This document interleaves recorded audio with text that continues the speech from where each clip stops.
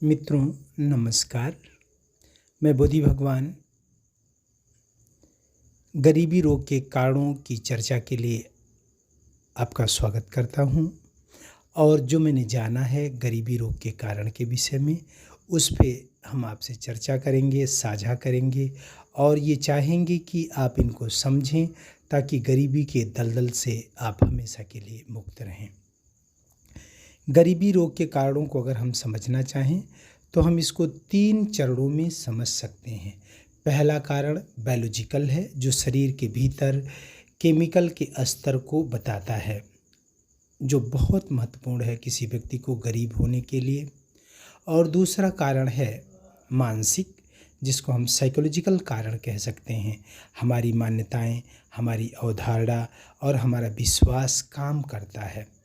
और तीसरा कारण ये है कि हमारा टारगेट अगर बिल्कुल अछूता हो, हमारा जो हम चाहते हैं, करना चाहते हैं, पाना चाहते हैं, वो बिल्कुल क्लियर ना हो, तो हम निश्चित रूप से गोल गोल घूमते हुए गरीबी के दलदल में फंसते चले जाते हैं।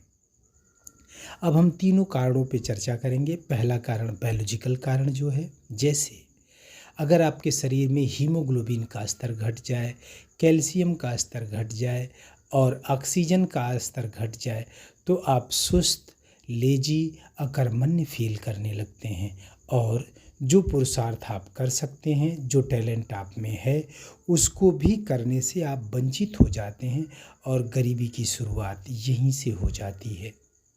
दूसरा कारण ये है मान्यताओं का कारण, साइकोलॉजिकल कारण। उसको समझें, ये सबसे महत्वपूर्ण कारण है।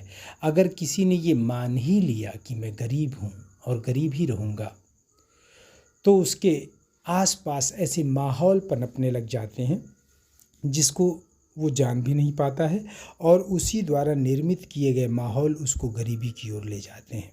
गरीबी क्या है, इसको भी थोड़ा सा समझ लें बीच में, कि पैसे की कमी, समय की कमी, संबंधों में कटुता, और लोग आपके जीवन स्तर को देखते हुए, आपके व्यक्तित्व को देखते हुए घृणा का भाव रखें, ये गरीबी की पूरी परिभाषा है।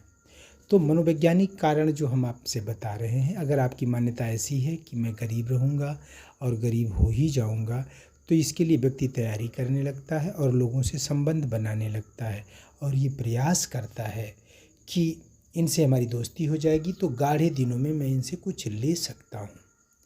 अभी हाल के दिनों में हमारे एक मित्र हैं, बड़े पुरुषार्थी हैं, और उनके पुरुषार्थ को देख के मैं कभी थकता नहीं हूँ, मुझे बहुत अच्छा लगता है।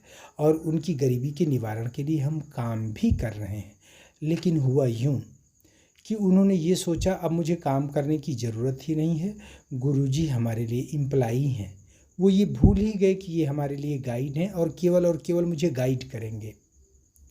अब उन्होंने चाहा कि गुरुजी ही पुरुषार्थ करें, गुरुजी धन का संचय करें, गुरुजी हमारे स्वास्थ्य की देखरेख करें। तो बात बिगड़ती जा रही है, हम उनको स्वस्थ नहीं कर पा रहे हैं। अभी हाल के दिनों में वो हमसे जुड़े भी हैं। तो हम बायोलॉजिकल कारणों को आपको स्पष्ट कर दें। जब बायोलॉजिकल कारण भीतर पैदा होते हैं तो व्यक्ति अकर्मण्य हो ही जाता है, लेकिन जब साइकोलॉजिकल कारण पैदा होते हैं तो उसके बनाए गए, उसके निर्मित किए गए ऐसे टास्क उसको घेर लेते हैं कि उसको पूरा करने में वो और गरीब हो जाता है, गरीब होता चला जाता है।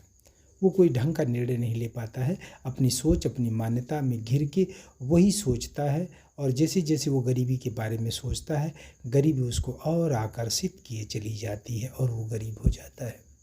सबसे लास्ट कारण जिस पे हम चर्चा करना चाहेंगे, उस कारण को आपने जाना, पहचाना है और बड़े करीब से जाना है।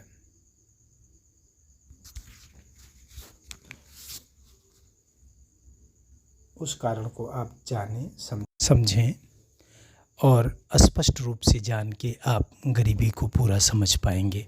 अगर किसी व्यक्ति का उद्देश्य, वो क्या पाना चाहता है, क्या करना चाहता है, ये बिल्कुल स्पष्ट ना हो, क्लियर ना हो, तो भी वो गरीबी की ओर फिसलता चला जाता है। क्लियरिटी पावर है, और जब कोई चीज़ क्लियर ना हो तो पावर कहाँ से आएगा।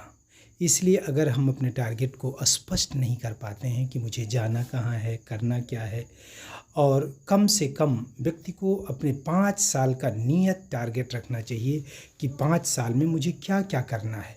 एक पूरी पंचवर्षीय योजना की स्लिप तैयार होनी चाहिए कि मुझे अब ये करना है, तो ही वो अपने टारगेट को क्लियर कर पाता है और अपने टास्क को पूरा कर पाता है और गरीबी से बच जाता है। लेकिन अगर किसी व्यक्ति का बिल्कुल, ये तीसरा कारण है, बिल्कुल उसका जो चाहता है, जो करना चाहता है, पाना चाहता है, उसकी चाहत स्पष्ट ना हो, क्लियर ना हो, तो इस पावर से वंचित हो जाता है।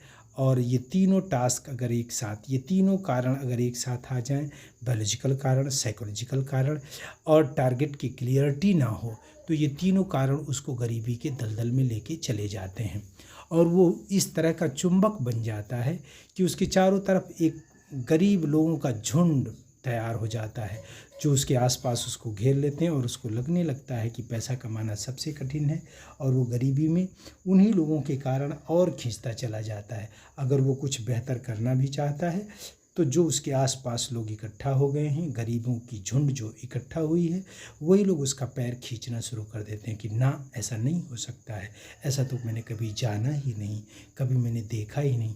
फिर उसको कुछ दिखाई नहीं देता है, उसकी बुद्धि कुंद हो जाती है, उसके देखने की क्षमता भी शून्य हो जाती है, सुनने की क्षमता शून्य हो जाती है।